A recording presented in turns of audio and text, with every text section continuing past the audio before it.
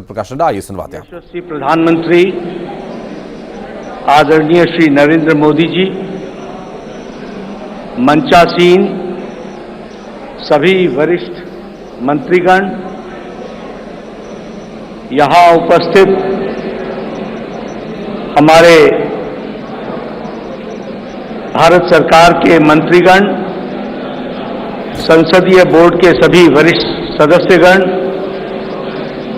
और हमारे पत्रकार मित्रों, आज इस संकल्प पत्र के लॉन्चिंग के अवसर पर हम सब लोग यहां एकत्र आए हैं और इस कार्यक्रम में हम सबको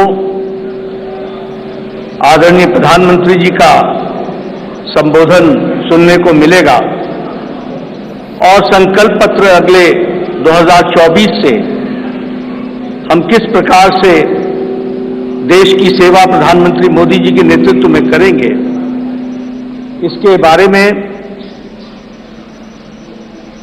हम सब लोगों को जानकारी मिलेगी। आज इस अवसर पर सबसे पहले तो मैं आदरणीय प्रधानमंत्री जी का आज के कार्यक्रम में आने के लिए हार्दिक अभिनंदन करता हूं और स्वागत करता हूं। प्रधानमंत्री जी जब भी पार्टी की कोई भी गतिविधि होती है, उस गतिविधि के साथ वो अपने आप को जोड़ते हैं और जैसा मैंने पहले भी कहा है कि तमाम प्रधान प्रशासक होने के नाते जिम्मेवारियों को निभाते हुए पार्टी उनकी हमेशा पहली प्रायोरिटी रही है और पार्टी को वो हमेशा जब भी हमने समय मांगा तो उनका मिला है।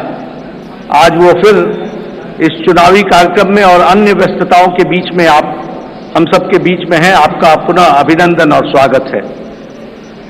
आज भारत रत्न डॉक्टर भीमराव अंबेडकर जी की जन्म जयंती है। हम सब की ओर से उनको श्रद्धांजलि पूर्वक नमन। और हम सब जानते हैं कि डॉक्टर अंबेडकर जी ने अपना सारा जीवन सामाजिक न्याय के लिए पूरी ताकत के साथ सामाजिक न्याय की लड़ाई उन्होंने जीवन भर लड़ी। ऐसे डॉक्टर भीमराव अंबेडकर जी के रास्ते पर चलते हुए भारतीय जनसंघ से लेकर भारतीय जनता पार्टी हमेशा इस विचार को और सामाजिक न्याय की लड़ाई सत्ता में रहे तो भी और सत्ता में न रहे तो भी हमेशा इस सामाजिक न्याय की लड़ाई को हम सब लोगों ने लड़ा है। हम जानते हैं कि आज संकल्प पत्र को लोकार्पण होगा, लॉन्चिंग होगी, लेकिन हम सबको यह भी ध्यान में रखना चाहिए कि भारतीय जनता पार्टी और शुरू में जनसंघ काल से लेकर यह वैचारिक अधिष्ठान आइडियोलॉजिकल बेस्ड पार्टी होने के नाते एक विचारों को लगातार आगे बढ़ाते हुए उस वैचारिक अधिष्ठान की यात्रा में हम सब लोग सम्मिलित हैं और हर बार जब चुनाव आता है तो उसी वैचारिक यात्रा को आगे बढ़ाने का क्रम हम सब लोगों ने किया है और उसको आगे बढ़ाया है। जिस बात को 1952 में श्यामा प्रसाद मुखर्जी जी ने कही, जिसे आगे पंडित दीनदयाल उपाध्याय जी ने आगे बढ़ाया, उस विचारधारा से हम कभी डिगे नहीं, हम उसको समर्पित रहे और उसको आगे बढ़ाने में हम सब लोगों ने भरसक प्रयास किया है।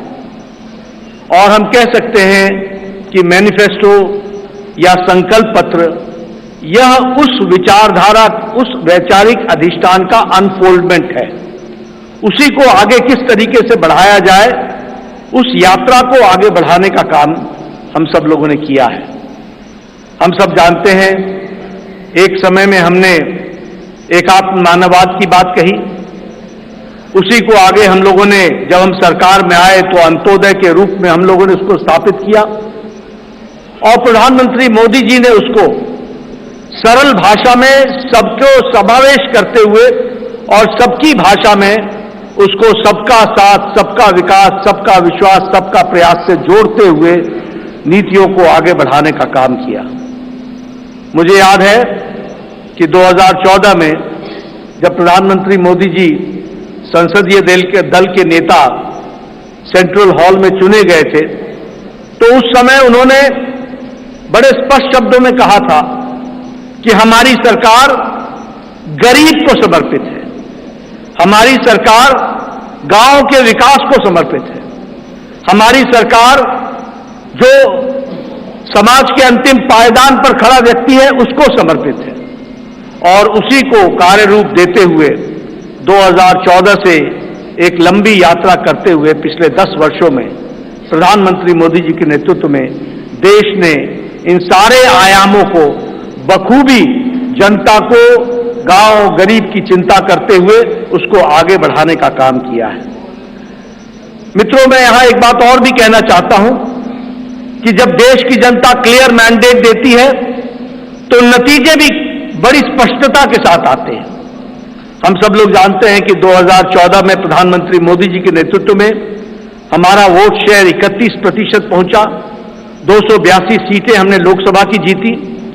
और 2019 में प्रधानमंत्री मोदी जी के नेतृत्व में हमने अपना ही रिकॉर्ड तोड़ा और हमारा वोट शेयर 37.3% तक पहुंचा और हमारा वो सीट शेयर 303 सीटें हम लोगों ने लोकसभा में जीती। हम ये कह सकते हैं कि इस क्लियर मैंडेट को प्रधानमंत्री मोदी जी ने गांव के लिए, गरीब के लिए, वंचित के लिए, दलित के लिए, हमारी महिलाओं के लिए, हमारे युवाओं के लिए, हमारे किसान भाइयों के लिए और हमारे वंचित भाइयों के लिए उनको समर्पित किया। और उसी तरीके से अगर मैं गांव की बात करूं तो आज गांव, मैं यहां प्रधानमंत्री जी थोड़ा समय जरूर लेना चाहूंगा, लेकिन मुझे याद है 1993 में मैं पहली बार विधायक बना था। उस समय हमें अपने विधानसभा क्षेत्र में लगभग 90% के गांवों को घूमने के लिए पैदल जाना पड़ता था। आज हम कह सकते हैं कि ग्रामीण सड़क 3,80,000 किलोमीटर की ग्रामीण सड़कें बनी है, ऑल वेदर रोड बना और ऑल वेदर रोड के माध्यम से पक्की सड़कें बनी। आज हमारे इलाकों में कोई ऐसा गांव नहीं रहा जहां हम पक्की सड़क से पहुंच नहीं सकते हैं। यह बदलता भारत की तस्वीर हमने देखी है। उसी तरीके से अभी अभी 60,000 नए गांवों को पक्की सड़कों से जोड़ने का काम हुआ है और ऑल वेदर रोड्स बनी है। कभी हमने कल्पना नहीं की थी कि गांव का सशक्तिकरण होगा, कभी गांव में भी कोई ऑप्टिकल फाइबर पहुंचेगा, लेकिन आज मुझे खुशी है कि आपके नेतृत्व में 2 लाख पंचायतों को आपके नेतृत्व में ऑप्टिकल फाइबर से जोड़ दिया गया है और उनको भी इंटरनेट फैसिलिटीज के साथ जोड़ा गया है।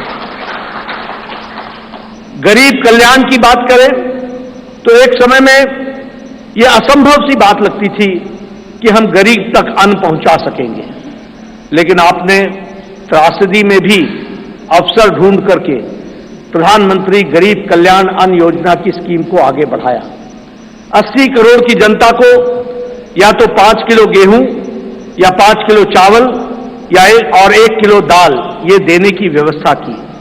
आज उसके कारण हम ये कह सकते हैं कि लगभग 25 करोड़ लोग, भारत की आबादी आज गरीबी की रेखा से ऊपर उठ करके अबव पॉवर्टी लाइन में आ गई, बिलो पॉवर्टी लाइन से निकल गई। ये भी हमारे सामने। और इंटरनेशनल मॉनिटरी फंड के अनुसार अति गरीबी भारत में अब 1% से भी कम हो गई है, 0.08%, 7% पर लाकर के खड़ा किया है। उसी तरीके से आवास योजना मैं यहां बार बार सुनाता हूं और मुझे वो बार बार इच्छा भी होती है बताने की, क्योंकि वो धरातल की सच्चाई थी। एक समय में हमारे यहां हमारा ब्लॉक डेवलपमेंट ऑफिसर आके बताता था कि एमएलए साहब आपके यहां एक पंचायत में 2 इंदिरा आवास योजना मिली है, 2, अब बताओ इसको किसको दें। और मेरे लिए प्रश्न उठता था कि ये किसको दें, क्योंकि एक अनार 100 बीमार मैं किसके दूंगा। मैं बीडीओ साहब को कहता था कि आप ही तय करो कौन से मापदंड पर आप दे सकते हो। लेकिन आज 4 करोड़ प्रधानमंत्री आवास योजना में पक्के घर बन गए। और आगे भी इस कार्य को आगे जारी रखा गया है। उसी तरीके से महिलाओं की चिंता की बात करें, आज जनधन खाते में 50 करोड़ में से 55.5% जनधन खाते महिलाओं के नाम पर खाते खुले हैं, यानी महिलाओं का सशक्तिकरण हुआ। यह भी हमें ध्यान में रखना चाहिए। उज्ज्वला योजना, ये योजना आप सब लोग शहर में रह करके आपको लगता होगा हाँ गैस का सिलेंडर मिल गया, लेकिन ये इतनी ही छोटी कहानी नहीं है। हमारी बहनें गांव में 5 बजे सुबह उठती थी, जंगलों में जाती थी, लकड़ियां काटती थी, आकर के चूल्हा जलाती थी, फूकनी से फूक फूक करके चूल्हा जलाती थी, धुआं को अपने छातियों पर लेती थी, रेस्पिरेटरी सिस्टम डिसऑर्डर होता था और आंखों में पानी आता था और घंटों के बाद वो जाकर के चाय बना पाती थी। आज 5 मिनट के अंदर गैस के चूल्हे के कारण नारी सशक्तिकरण किस तरीके से हुआ, इस उज्ज्वला गैस के कारण, और 10 करोड़ से 10 करोड़ सिलेंडर्स इस तरीके से और गैस के कनेक्शन दिए गए। सबसे बड़ी बात है, मुझे याद है, मैं बताना चाहूंगा, जब मैं छोटा था और जब मैं कभी भ्रमण पर सुबह सुबह निकलता था तो मैं देखता था कि गांव की बहनें झुंड के झुंड सिर्फ अपने दैनिक नित्य क्रम के लिए नेशनल हाईवे से होते हुए गांव और खुले में उनको शौच जाना पड़ता था। दैनिक जीवन में अपने इस तरीके का जीवन देखती थी। सूर्योदय और सूर्यास्त का इंतजार करना पड़ता था। आज 11 करोड़ इज्जत घर बनाकर 11 करोड़ बहनों को इज्जत देने का काम और life with dignity, human dignity, women dignity, इसकी चिंता अगर हुई तो वो प्रधानमंत्री मोदी जी के नेतृत्व में हुई है, वो भी हम सबके ध्यान में है। जैसा मैंने कहा, आज हमारा वैचारिक अधिष्ठान, क्लियर मैंडेट के क्लियर रिजल्ट्स होते हैं और क्लियर मैंडेट आपने दिया, उसका क्लियर नतीजा निकला और वह नतीजा ये है, हमने 1951-52 में कहा एक देश में 2 निशान, 2 विधान, 2 प्रधान नहीं चलेंगे।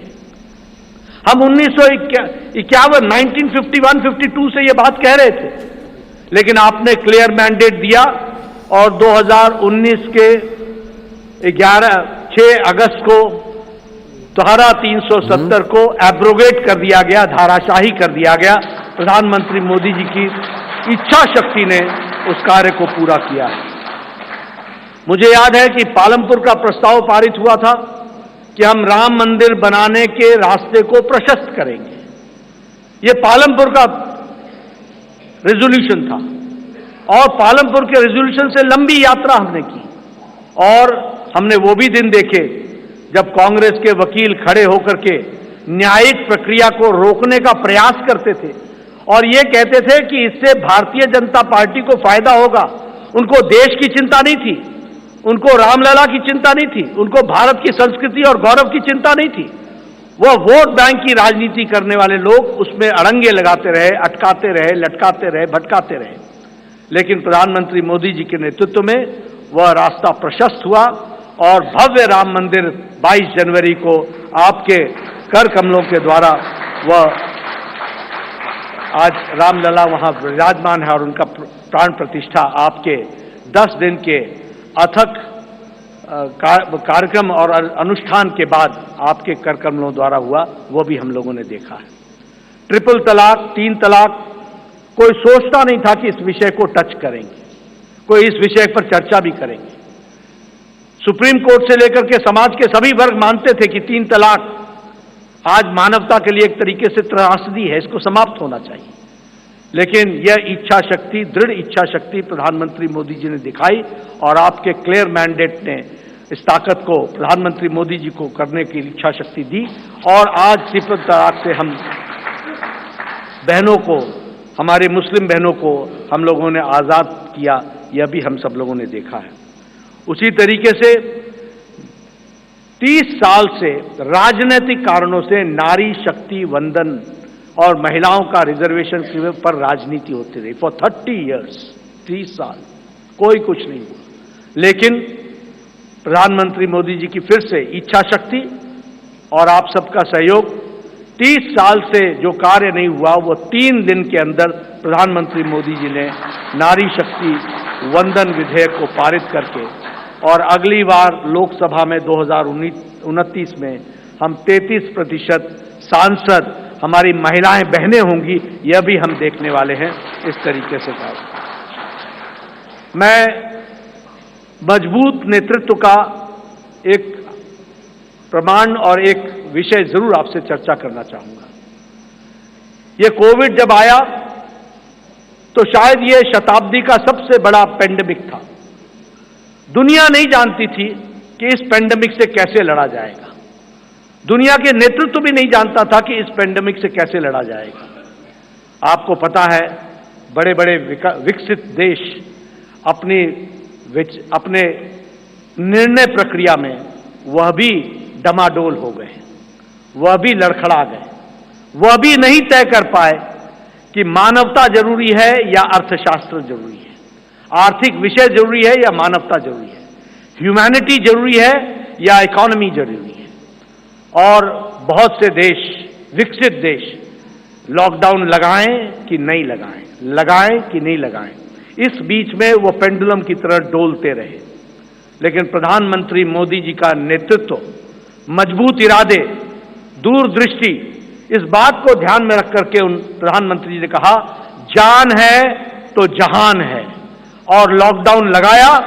और जहां हमारा देश कोरोना से लड़ने के लिए तैयार नहीं था, वहीं 2 महीने के अंदर कोरोना से लड़ने के लिए प्रधानमंत्री जी ने देश को तैयार किया और फिर कहा, जान भी है और जहान भी है, और फिर लॉकडाउन को हटाते हुए और दुनिया के नेतृत्व ने और दुनिया के लोगों ने इस बात को माना, इस बात का लोहा माना कि प्रधानमंत्री मोदी जी का कोरोना से लड़ने का स्ट्रैटेजी और उनका तरीका दुनिया में स्थापित हुआ कि वह सबसे अच्छे तरीके से मानवता के लिए कार्य किया गया। इस बात को भी हमने देखा।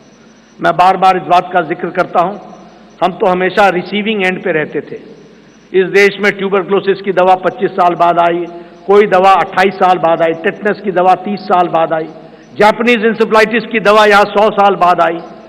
लेकिन कोरोना, प्रधानमंत्री जी ने 20 अप्रैल 2020 को टास्क फोर्स बैठाया और 9 महीने के अंदर 2 वैक्सीन दी और 220 करोड़ डोज दे करके देश के लोगों को बचाने का भी काम किया।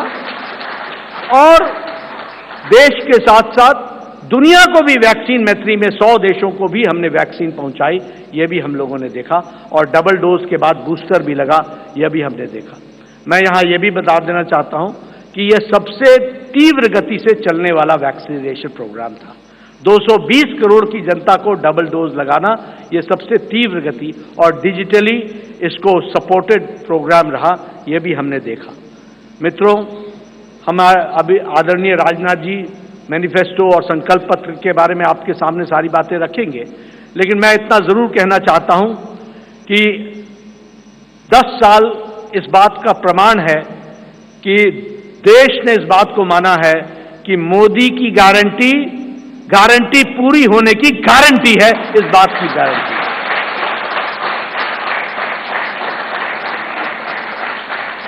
और यहां मैं स्वास्थ्य से जरूर जुड़ा हुआ विषय जरूर कहूंगा। मैं जब स्वास्थ्य मंत्री प्रधानमंत्री मोदी जी ने बनाया 2014 में, और जब मैं वर्ल्ड हेल्थ असेंबली में गया तो वहां हमारे बारे में ऐसा सोचा जाता था कि ये one of the following countries हैं, ये फॉलो करने वाले देश हैं। और उस समय बात चल रही थी यूनिवर्सल हेल्थ कवरेज की, यूएचसी की बातचीत चल रही थी। हमने भी नहीं सोचा था कि हम यूएचसी में कभी कुछ कर सकेंगे, लेकिन मोदी जी ने आयुष्मान भारत, ये सबसे बड़ा हेल्थ कवरेज प्रोग्राम, 50 करोड़ लोग, 50 से 55 करोड़ लोगों को 5 लाख रुपए का हेल्थ कवर गंभीर बीमारियों से लड़ने का, और आज वो सबसे बड़ा हेल्थ कवर प्रोग्राम बन गया दुनिया का, वह भी हमने देखा। और उसके अगली बार जब मैं वर्ल्ड हेल्थ असेंबली में गया तो सबने कहा, please tell us something about Ayushman Bharat. तो ये एक हमने दुनिया के चित्र पर भी देखा कि कैसे भारत को आगे बढ़ाया गया, बढ़ा है मोदी जी के नेतृत्व में। इसलिए मैं एक बात फिर कहूंगा कि आज जो संकल्प पत्र आदरणीय प्रधानमंत्री मोदी जी जिसके बारे में जिनका हमें संबोधन मिलेगा, वह एक लंबी छलांग भारत को, विकसित भारत को पूरा करने में अपना पूरा योगदान करेगा, यही मुझे पूरा विश्वास है। इन्हीं शब्दों के साथ मैं पुनः प्रधानमंत्री जी का और आप सबका धन्यवाद करता हूं कि आप सब लोग इस कार्यक्रम में शामिल हुए। धन्यवाद।